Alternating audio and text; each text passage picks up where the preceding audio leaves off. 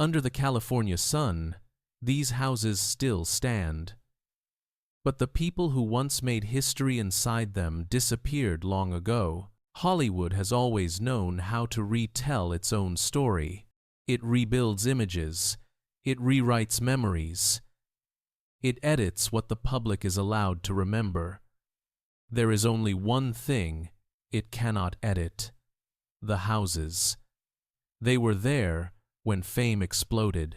They were there when power reached its peak. And they are still there when everything suddenly fell silent. There is a paradox Hollywood has never wanted to explain. Why do the people who were most adored, most celebrated, leave behind the quietest and most unsettling spaces of all? How quickly fame disappears, and why its consequences linger for so long. In this film, we will not follow the movies. We will follow the houses. Each house holds one life. Each life once carried a dream, believed to be immortal. And when these places are viewed together, they form a different map of Hollywood. Not a map of light, but a map of what remains after the light goes out. If you believe fame is only glamour, look closely at these hallways. If you believe power protects those who hold it, listen to the silence inside these walls. And if these walls could speak, the first story they would tell would not be about success, it would be about the cost. Stay with us, because this story does not begin in the present. It begins in the past, when Hollywood first learned how to love its idols, and for the first time, how to lose them. If you're drawn to historical stories that were never fully told, like and subscribe to the channel, because what we're about to uncover isn't found on the screen, but behind doors that have remained closed for decades. In the early years of the 1910 seconds, Hollywood was still a place without idols. Actors were not yet called stars. They were interchangeable faces, easily forgotten, easily replaced. Rudolph Valentino arrived in America within that landscape. He was an Italian immigrant who came to New York with almost nothing except a striking appearance and the will to survive. In his early years, Valentino took on whatever work he could find, from manual labor to hired dancing. There was no studio protection, no power standing behind him. But Hollywood was changing rapidly. As silent cinema began searching for emotion rather than mere spectacle, Valentino appeared at exactly the right moment. His dark eyes, foreign features, and the way he expressed desire on screen triggered a reaction Hollywood had never seen before. By 1921, Valentino became a global symbol of romance after the Four Horsemen of the Apocalypse. He was not simply famous. He became a social phenomenon. Women fainted in theaters. Men copied his style. Newspapers coined the term Latin lover to describe a screen actor for the first time. This was the moment Hollywood realized the audience was no longer just watching films. They were falling in love with a person. And as that love spilled beyond the screen, Valentino decided to build a symbol for his future. On a winding road high in Benedict Canyon, surrounded by mist and towering cypress trees, he began constructing Falcon Lair, a Spanish-style mansion inspired by the romantic stories he cherished. Falcon Lair was not merely a home. It was a declaration that Valentino believed his life and his fame would endure. But the house was never truly completed. Records indicate that while Falcon Lair was still being finished inside, Valentino's health had already begun to fail. In 1926, during a publicity tour in New York, he fell gravely ill and died at the age of 31. Valentino's death triggered an unprecedented shock. More than 100,000 people flooded the streets during his funeral in New York.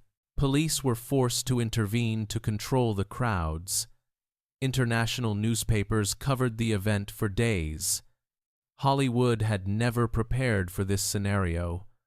A global idol dying too soon, and the public responding not with quiet mourning, but with mass hysteria. Back in Los Angeles, Falcon Lair was left behind. Pola Negri, Valentino's most famous lover, arranged for flowers to be placed at the house every week for years afterward. A silent ritual, as if trying to keep the place alive. But Falcon Lair never became what it was meant to be. A house built for decades of life instead became the container of a life abruptly cut short. This was the moment Hollywood was forced to confront a question it had never asked before. If the love of millions could lift a man to unimaginable heights, could that same devotion also crush him just as quickly? And if an idol could not survive the public's worship, what did fame truly offer beyond its cost?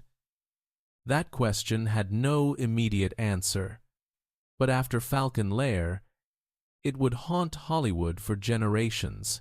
In 1926, while crowds were still filling the streets of New York to mourn Rudolph Valentino, Hollywood quietly began to enter a different phase. Public love had just proven that it could create an idol, and it had just proven that it could destroy one just as quickly. That same year, along the coast of Santa Monica, another structure began to rise. Not on a hilltop, not in the mist, but stretched along the edge of the Pacific, where power did not need to hide. The house was called the Marion Davies Beach House. Marion Davies did not come from power. She began her career as a performer, appearing on stage in New York before making her way into motion pictures. When she arrived in Hollywood, she was quickly noticed for her natural charm and an uncommon gift for comedy. But her career became inseparable from a name far larger than her own. William Randolph Hearst. He was one of the most powerful media magnates in early 20th century America, controlling dozens of newspapers, magazines, and publishing outlets across the country. The relationship between Marion Davies and Hearst was not merely personal. It represented a convergence of art and media power, and in 1926, Hearst decided to build a space that reflected the position he intended for her to occupy. The Marion Davies Beach House was constructed on a scale that immediately drew attention throughout Hollywood.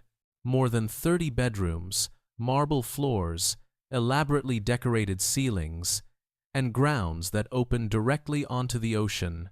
The cost exceeded $1 million at the time, a sum equivalent to tens of millions of dollars today.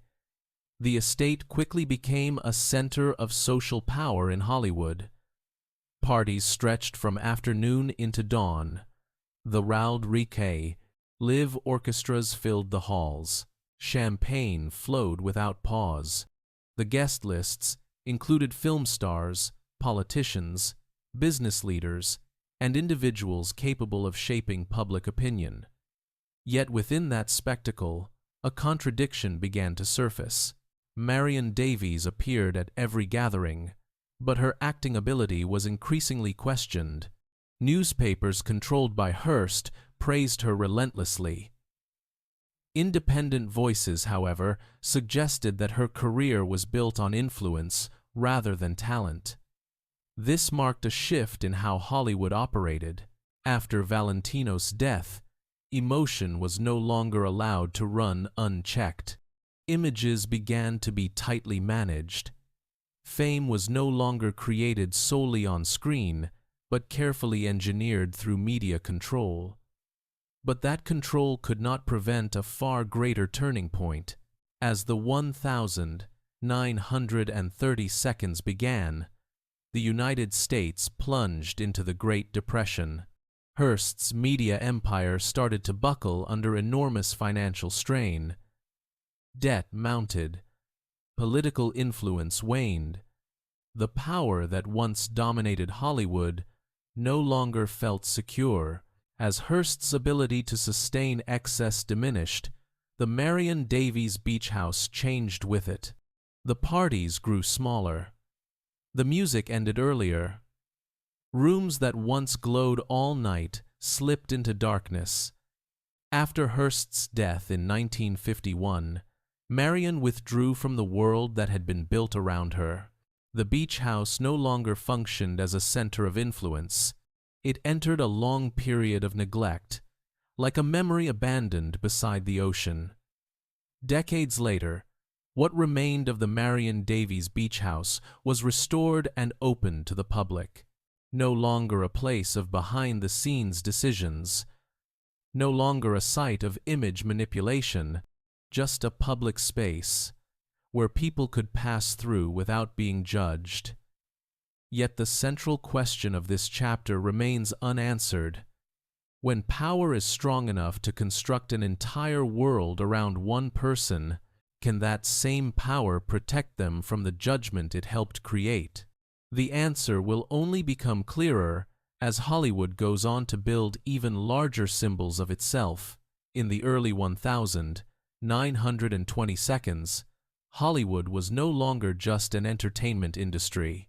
It had begun to see itself as a new kind of dynasty. At the center of that dynasty stood two names known across the entire United States: Mary Pickford and Douglas Fairbanks.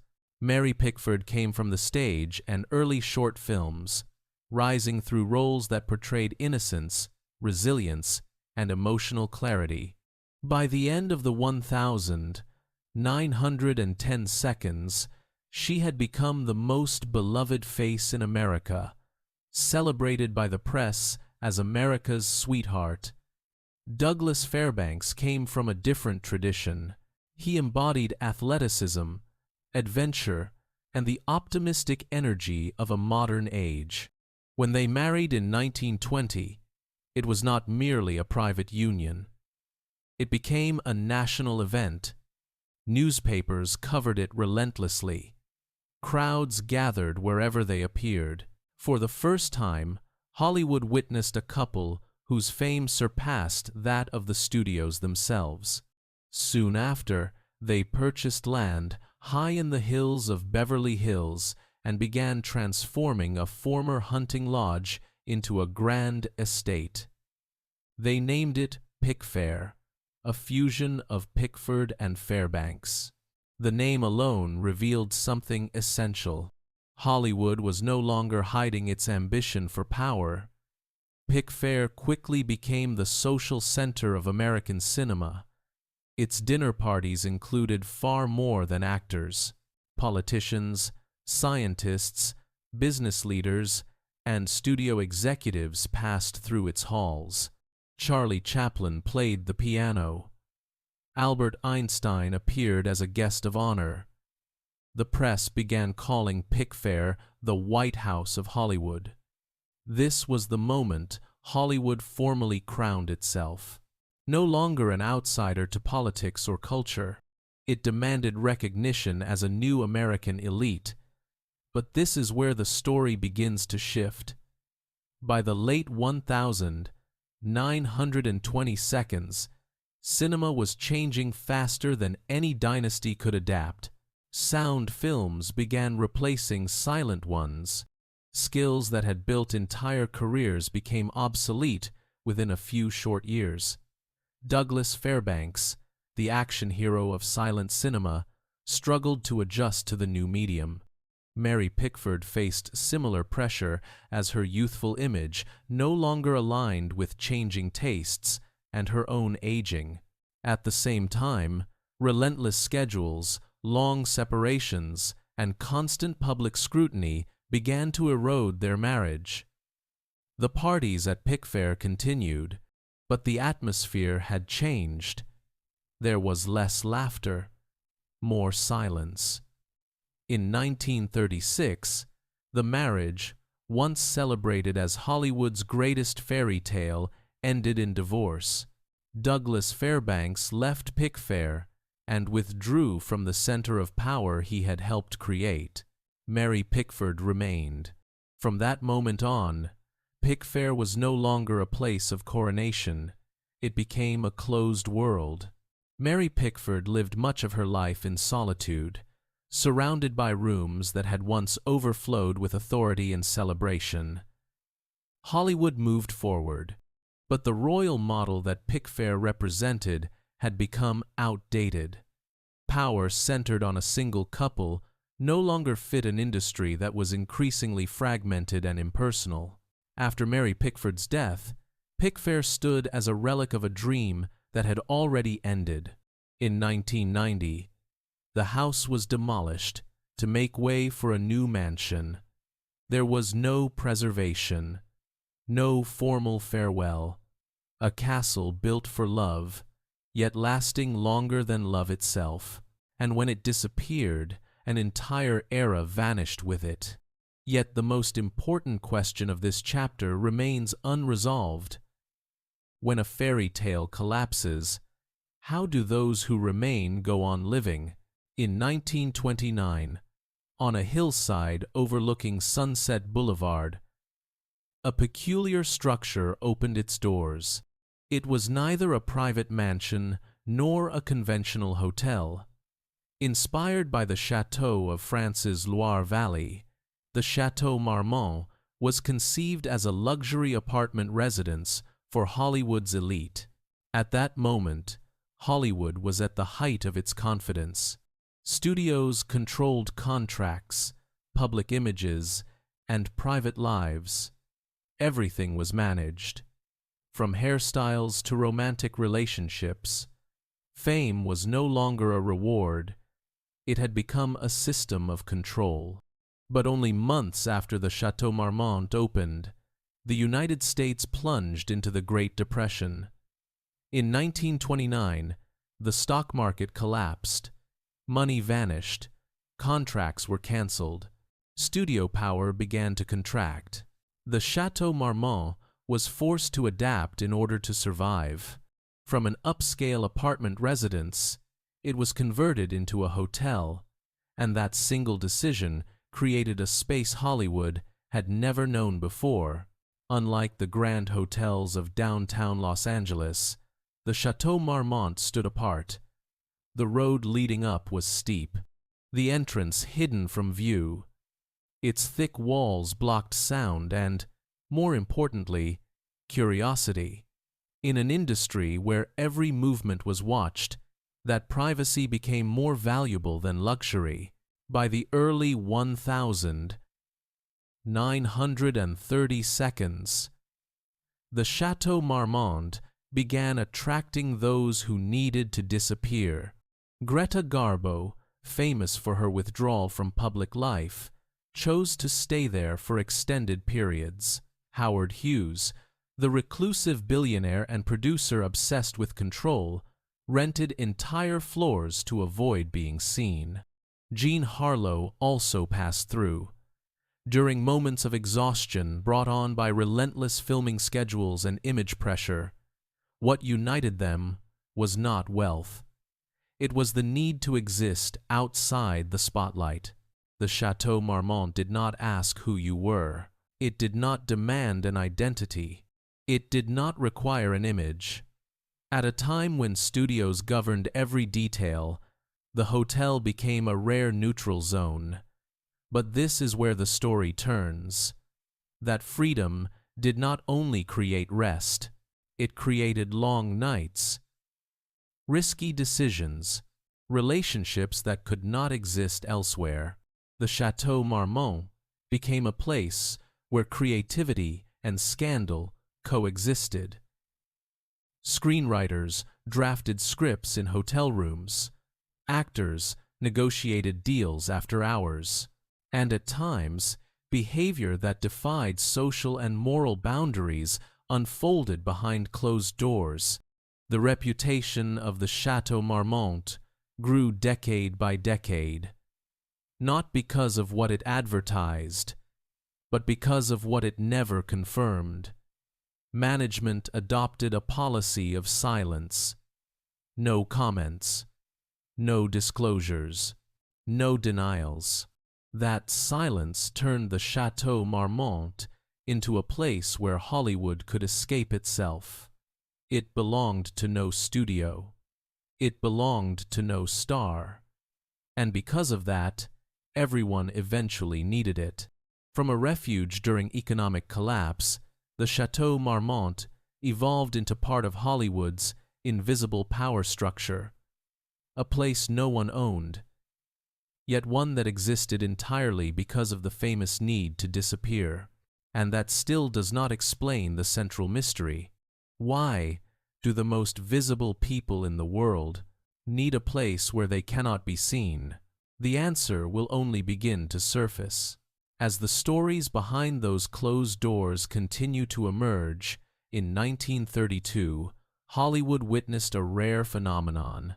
A young woman, not yet 21, became the new symbol of American glamour. Jean Harlow was not born into power. She grew up in a middle-class family, entered the film industry at a very young age, and was noticed almost immediately for her striking appearance and confidence beyond her years. When MGM signed Jean to a long-term contract, Hollywood believed it had found a star who could dominate the box office for years to come. Fame arrived too quickly. A series of successful films turned Jean Harlow into an unavoidable face of the early 1932s. At an age when most people were still searching for their place in the world, Jean's image appeared on posters across the United States. But at that same moment, a contradiction began to take shape. Jean did not seek luxury or backstage power. She wanted something far simpler, a place where she could live as an ordinary person. In 1932, Jean purchased a modest home on North Palm Avenue in Beverly Hills. Not a hilltop mansion, not a palace by the sea, just a house far enough from the studio to allow her to step outside the identity MGM had constructed. Palm Avenue became Jean Harlow's rare refuge. There, she decorated the space herself, planted flowers, invited close friends for quiet dinners. Those who knew her recalled seeing Jean walking barefoot in the garden, laughing freely, entirely unlike the image projected on screen. But this is where the story turns. While the public continued to see a radiant star, Jean's health began to decline. Prolonged fatigue appeared during filming. The warning signs were minimized. Her workload was not reduced. Details of her condition were not widely disclosed. In 1937, while filming Saratoga, Jean Harlow suddenly fell gravely ill. Doctors were called too late. She died in her Palm Avenue home at the age of 26. Jean Harlow's death sent shockwaves through Hollywood. MGM temporarily halted production. Crowds gathered outside her home for days. Flowers covered the sidewalks. Newspapers across the country reported the loss of a star who had not yet lived a full life. Palm Avenue transformed from a home into a vessel of memory. No more laughter in the garden. No more intimate dinners. The house stood quietly, as if preserving the life Jean Harlow never had the chance to complete. This marked the first time Hollywood was forced to confront an unavoidable question. When a system is powerful enough to create fame in an instant, does it also bear responsibility for protecting the human being behind the spotlight? And if a star only wished to live as an ordinary person, what truly took her future before it had time to begin. In 1919, as Hollywood was still defining itself, a villa appeared on Sunset Boulevard.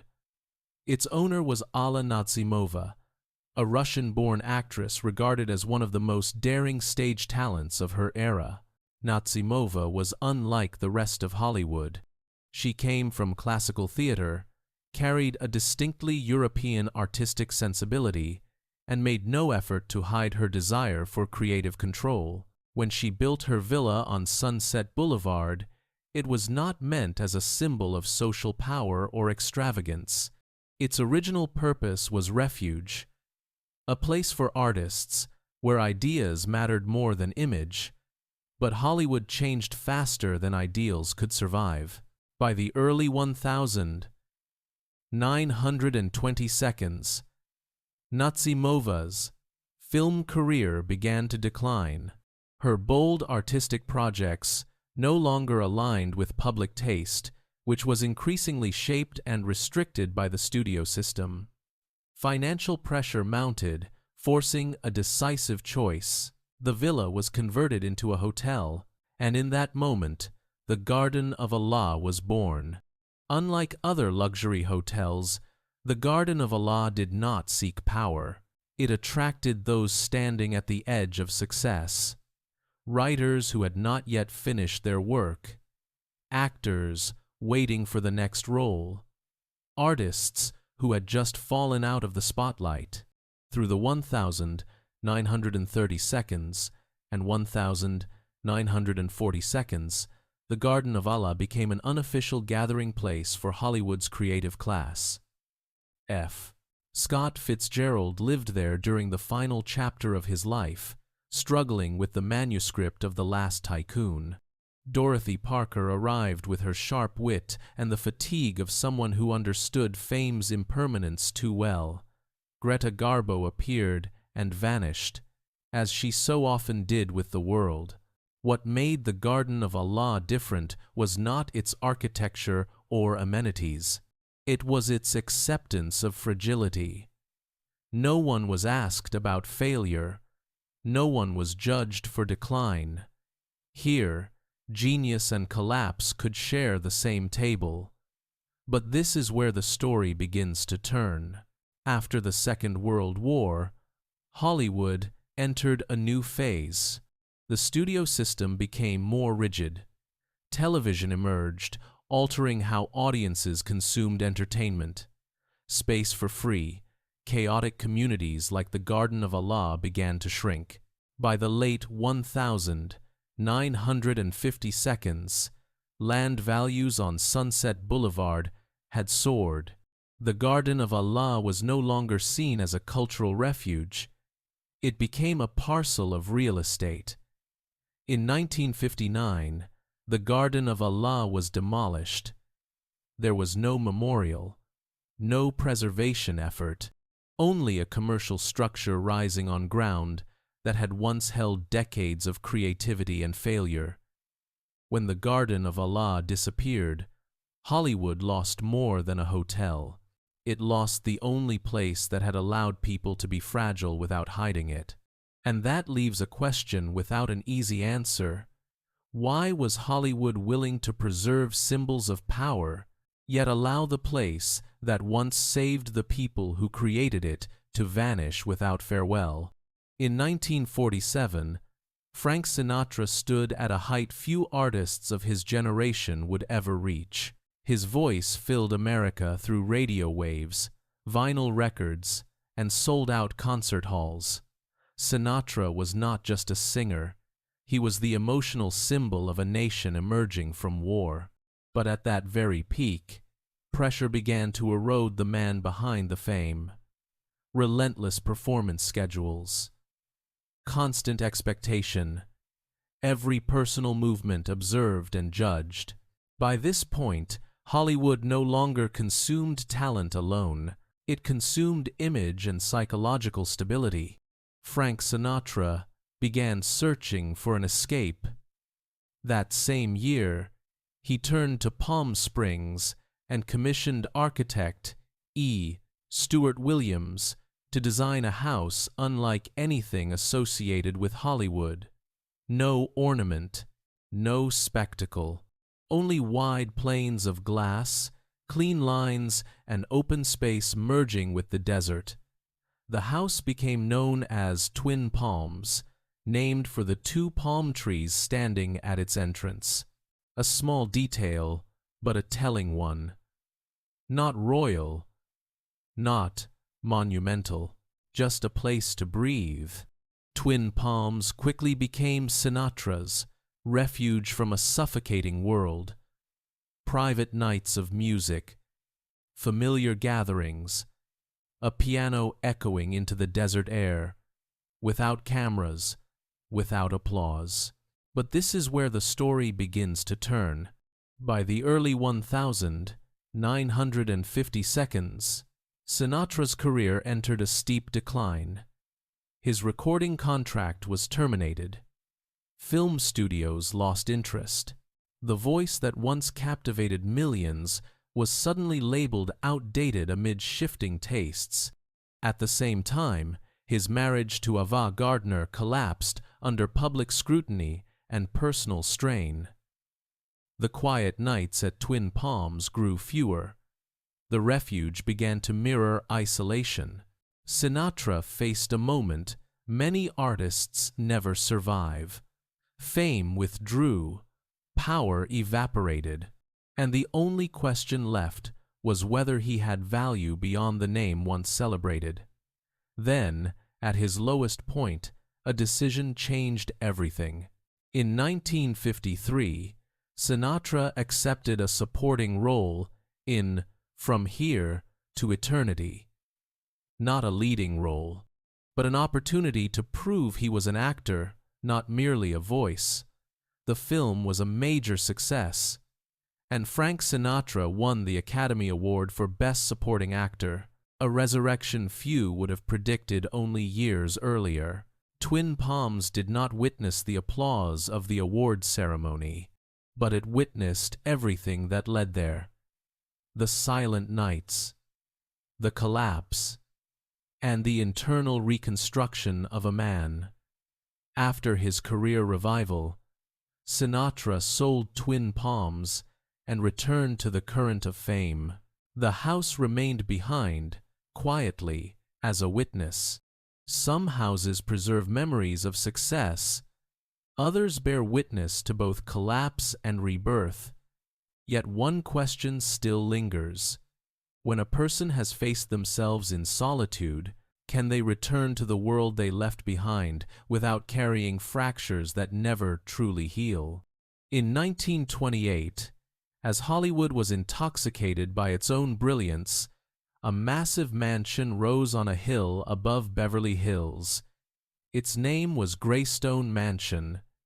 The house was not built for a movie star.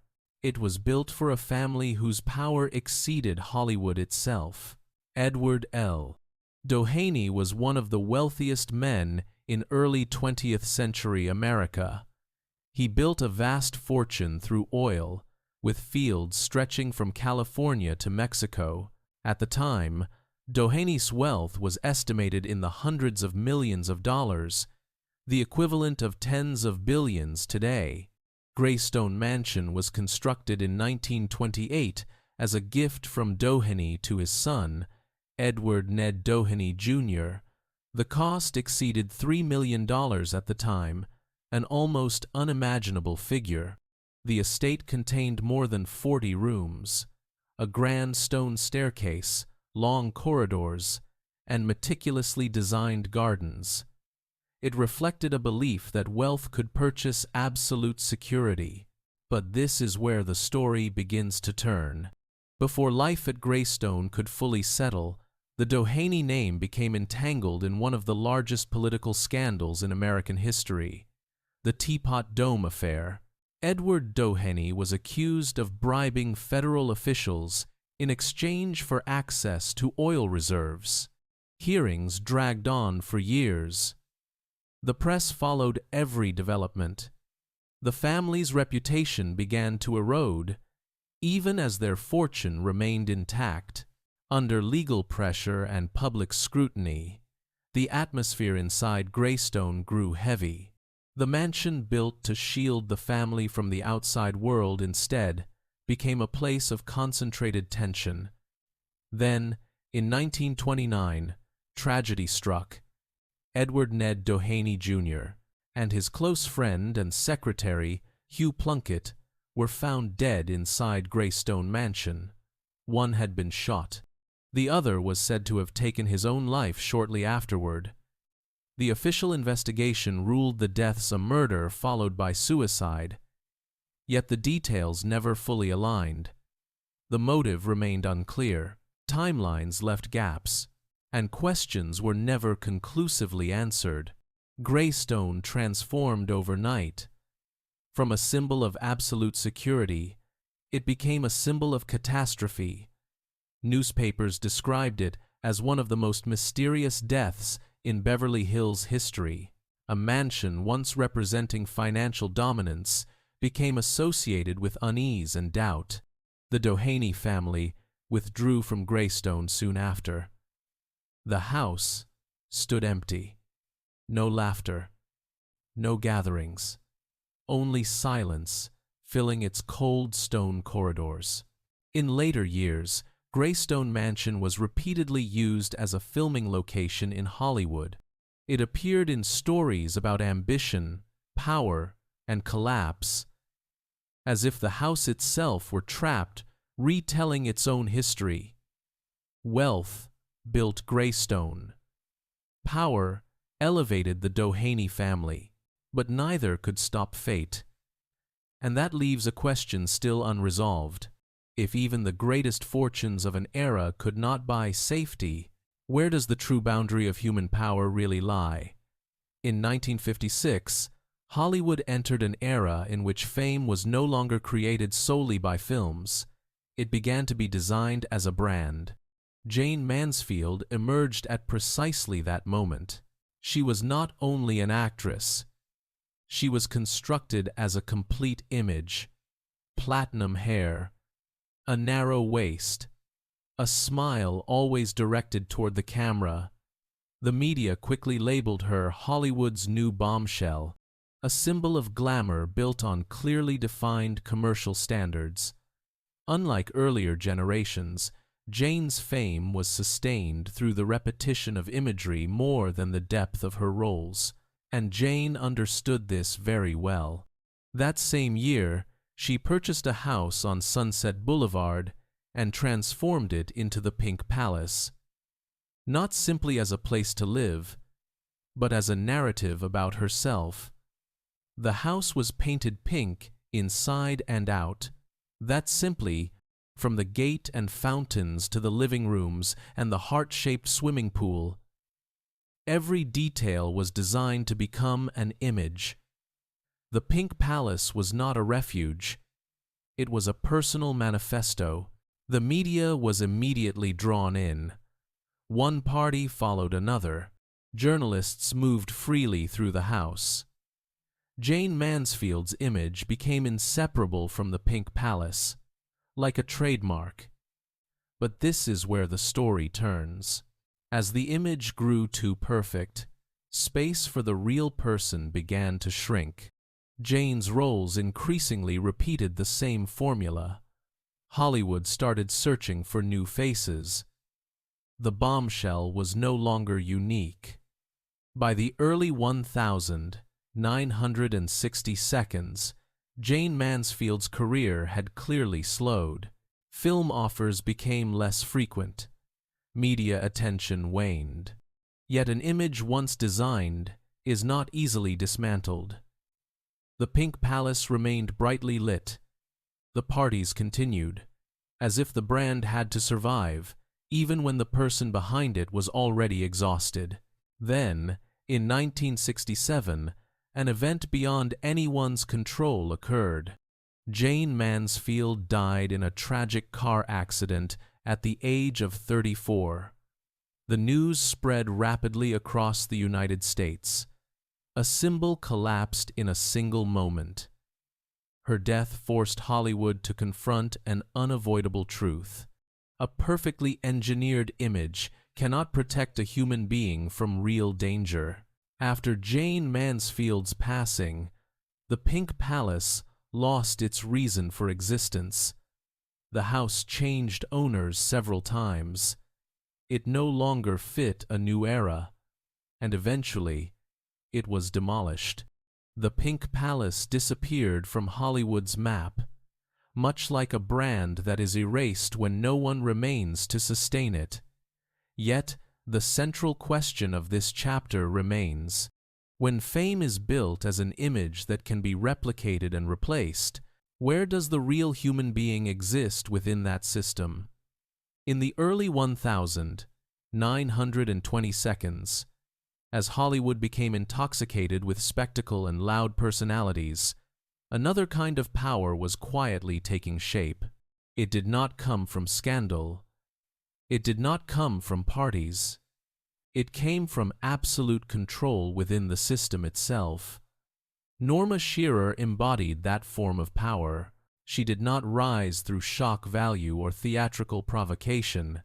She entered cinema with composure, discipline, and an unusual capacity to learn inside an industry that was already operating like an assembly line. From her earliest years, Norma was recognized by Metro-Goldwyn-Mayer not merely as a star, but as a strategic asset, valued for adaptability as much as for beauty. Yet Norma's true power did not originate on screen alone. In 1927, she married Irving Thalberg, the most influential production executive at MGM. Thalberg was never in front of the camera. He decided which scripts were made, which actors rose, and which images were allowed to endure.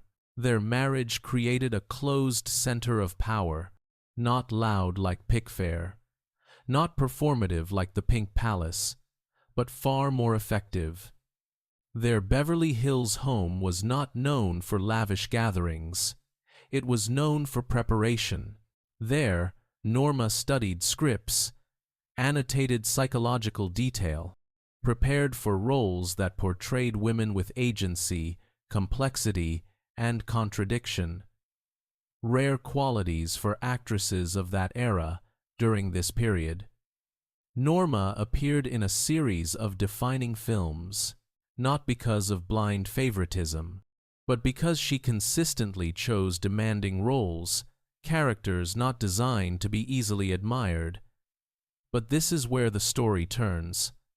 In 1936, Irving Thalberg died suddenly at the age of 37. Hollywood was shaken.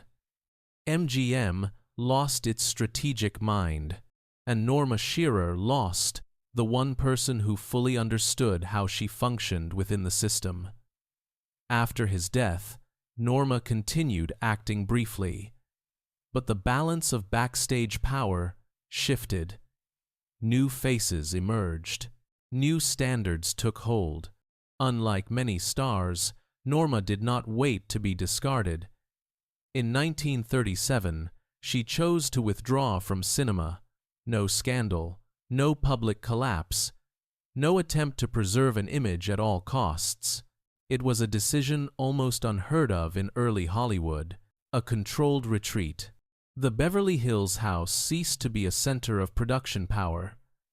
It became a space of memory and legacy, a place that preserved a period when authority did not need noise to exist. Norma Shearer lived for decades afterward, largely removed from Hollywood. She did not attempt a comeback. She did not rewrite her legend. She did not allow the industry to define her final value. And that silence closes this chapter with a question worth considering. If some individuals were powerful enough to leave Hollywood on their own terms, how many others never had that choice at all? The houses are still there. Under the California sun, along familiar roads, inside a Hollywood that seems forever new. But the dreams that once filled them changed owners long ago. Falcon Lair, where the love of the world could not save one man. The Marion Davies Beach House, where power lived behind glamour but could not shield against judgment. Pickfair, a fairy tale castle that outlived the marriage that created it. The Chateau Marmont, where the most famous people needed to disappear in order to remain themselves. Palm Avenue, where a star only wanted to live like an ordinary person. The Garden of Allah, a fragile community that once sheltered falling geniuses. Twin Palms, a house that witnessed both collapse and rebirth. Greystone Mansion, where money could not buy safety. The Pink Palace, where fame was designed as a brand but failed to protect a life. And Norma Shearer's home, where quiet power chose withdrawal before it could be taken away. Each house is a witness. It does not judge. It does not explain.